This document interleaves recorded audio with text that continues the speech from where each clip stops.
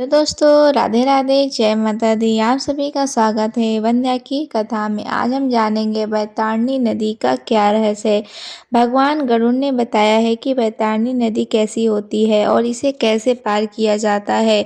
यामत की मात्रा गरुड़ पुराण पर आधारित है। एक कथा है, महाराष्ट्र के एक छोटे से गांव में बेलापुर में एक वृद्ध ब्राह्मण रहा करते थे। नाम था सोमदत्त। जन्म से ही वे धर्म परायण थे। उन्होंने वेदों का अध्ययन किया था, यज्ञ वन में पारंगत थे और जीवन भर उन्होंने पूजा पाठ, दान, पुण्य और सत्कर्मों को ही अपनी दिनचर्या बनाया था। उनका जीवन एक आदर्श ब्राह्मण का जीवन था, शांत, विनम्र और करुणा से भरा हुआ। गांव के लोग उन्हें बहुत मानते थे। जब कोई दुखी होता था तो वह सोमदत्त के द्वार पर ही आता था। वे न केवल धार्मिक सलाह देते थे बल्कि यथासंभव मदद भी करते थे। वृद्धावस्था में उनका जीवन पूरी तरह भगवान विष्णु की भक्ति में लीन हो गया था। प्रातः और संध्याकाल तुलसी के पौधे के समक्ष दीपक जलाना, विष्णु सहस्त्र नाम का पाठ करना और रामायण का श्रवण ही उनका जीवन बन गया था।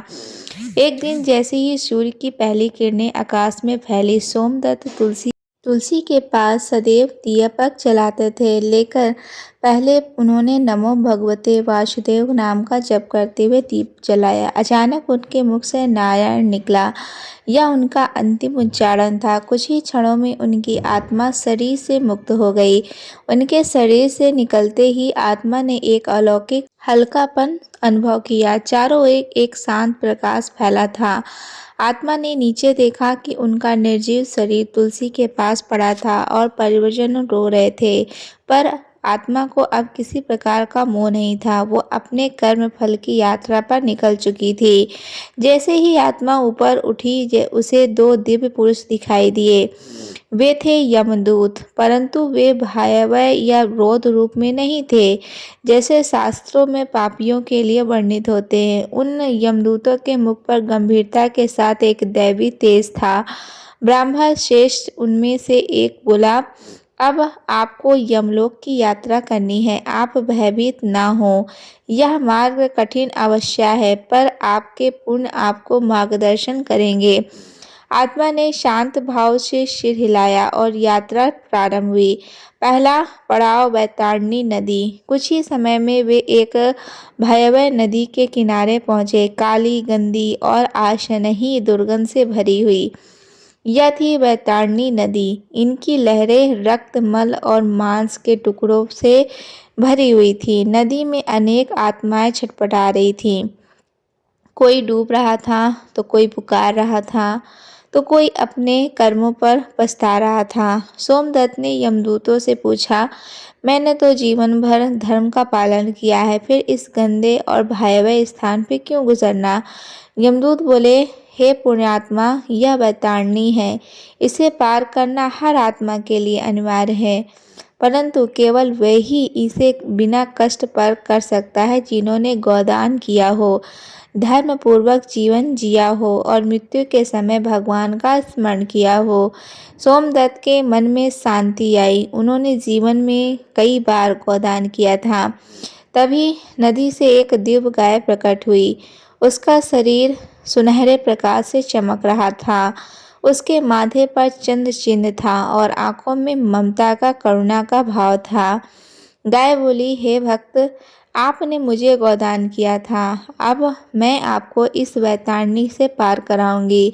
सोमदत्त गाय की पीठ पर बैठे और गौ ने सजता से नदी को पार कर ले गई। उन्होंने देखा कि दूसरी आत्माएं उन्हें ईर्ष्या और आशा से देख रही थी। दूसरा पड़ाव चित्रगुप्त का लेखागार में था। नदी पार करते ही वे एक भव्य भवन के द्वार पर पहुंचे। यह था चित्रगुप्त का लेखागार। विशाल दरवाजे, ऊंची छत और अंदर लाखों ग्रंथों की अलमारियां थीं।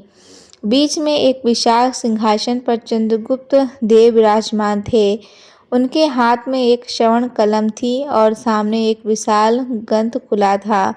चित्रगुप्त ने सोमदत्त की ओर देखा और बोले, सोमदत्त, तुमने जीवन में कई पुण्य किए हैं, दान, यज्ञ, सेवा और भक्ति, पर कुछ पाप भी हैं। एक बार तुमने एक गरीब को तिरस्कार किया, एक बार क्रोध किया और कभी-कभी अहंकार भी किया। सोमदत्त ने सिर झुका लिया। चित्रगुप्त बोले, परंतु तुमने विष्णु नाम का स्मरण करते हुए जीवन जिया और अंतिम क्षण में नारायण का उच्चारण किया।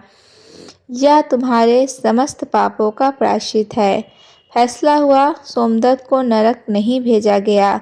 वे स्वर्ग के अधिकारी हैं, परंतु यमपुरी के दर्शन उन्हें अवश्य कराए जाएंगे ताकि वे जान सकें कि मृत्यु के बाद की यात्रा कितनी कठिन हो सकती है। तीसरा पड़ाव, यमपुरी का दर्शन। अब सोमदत्त को एक विशेष रथ पर बैठकर यमपुरी की ओर ले जाया गया। रथ आकाश में उमड़ रहा था और नीचे भयानक दृश्य दिख रहे थे। उन्होंने देखा कि एक आत्मा के उबलते तेल के काढ़ा में डाला जा रहा था, किसी को कांटों का गिराया जा रहा था तो कोई राक्षसों द्वारा नोचा जा रहा था। सोमदत्त की आंखें करुणा से भर गई। उन्होंने यमदूतों से कहा, यह दृश्य बहुत कष्टदायक है, क्या कोई इन यातनाओं से बच सकता है? यमदूत बोले, हाँ, जो जीवन को धर्म, करुणा और भक्ति से जीता है, जो करुण पुराण पढ़ता है और उसका पालन करता है, वह इन यातनाओं से मुक्त रहता है। तुम्हें यह ज्ञान इसलिए दिया जा रहा है ताकि तुम इस संदेश को आगे पहुंचाओ। अंतिम पड़ाव, विष्णु धाम द्वारा। अंत में रथ से एक दिव्य प्रकाश की ओर बढ़ा। दूर से ही भजन कीर्तन ध्वनि सुनाई देने लगी। स्वर्गीय सुगंध, पुष्पों की वर्षा और शांत वातावरण, यह सब विष्णु धाम की निशानी थी। एक द्वार पर दो दिव्य द्वारपाल खड़े थे। ब्राह्मण ने श्रेष्ठ उनमें से एक बोला, आपका स्वागत है। आप धर्म, दया और भक्ति के मार्ग पर चले हैं। अब आप भगवान विष्णु के धाम में प्रवेश पा सकते हैं। सोमदत्त ने यमदूतों की ओर देखा और हाथ जोड़कर बोले, हे, मैं चाहता हूँ कि मेरे वंशज और सभी लोग धर्म के मार्ग पर चलें, इस यात्रा का सत्य सब जानें। द्वार खुला और सोमदत्त आत्मा रूप से में भगवान विष्णु के चरणों में लीन हो गए। सीख, गरुड़ पुराण केवल मृत्यु के रहस्यों को प्रकट नहीं करता, बल्कि यह जीवन का भी मार्गदर्शन करता है। यह सिखाता है कि मृत्यु कोई अंत नहीं, बल्कि एक यात्रा की शुरुआत है। आत्मा का सफर, उसके कर्मों की परीक्षा और अंत में मोक्ष की प्राप्ति। सोमदत्त की कथा हमें यह सिखाती है कि यदि हम जीवन में सच्चे अर्थों पर धर्म, करुणा, भक्ति और सेवा का पालन करें तो मृत्यु के बाद का मार्ग भयावह नहीं बल्कि दिव्य हो सकता है। यह कथा प्रत्येक मनुष्य को एक प्रेरणा देती है कि जीवन केवल भोग के लिए नहीं बल्कि मोक्ष की दिशा में एक सतत प्रयास है और इस प्रयास में गरुड़ पुराण एक अमूल्य मार्गदर्शक है। दोस्तों, यदि आपको यह वीडियो जरा सा भी अच्छा लगा हो तो प्लीज़ इस वीडियो को लाइक करें। हमारे चैनल पर पहली बार आए हैं तो चैनल को सब्सक्राइब कर ज़रूर जाएं और आपको अगर हमारी मेहनत अच्छी लगती हो तो वीडियो को ज़्यादा से ज़्यादा लोगों तक शेयर करिएगा। ऐसी ही और नए वीडियो के साथ में हम फिर से मिलेंगे नए टॉपिक के साथ में। तब तक के लिए राधे राधे दोस्तों, जय माता दी।